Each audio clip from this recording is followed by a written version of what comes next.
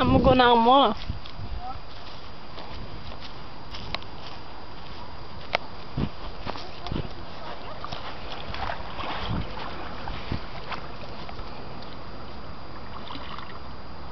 Du er så flink. Ja.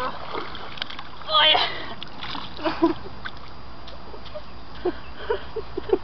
Å, du er så flink. Å, nå blir Lise blaut. Nå blir Lise så blaut. Du er ikke ferdig igjen. Den er så... Den er...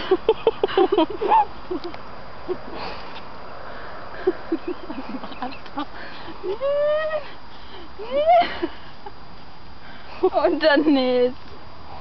Skal det vann igjen? Prøv å kaste den uti. Nei, jeg stopper. Nå går vi sånn.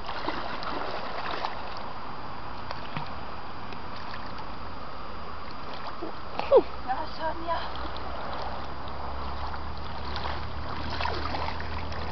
Jeg må ta den opp sånn at den får tørke. Jeg ser ikke god ut på sand på seg.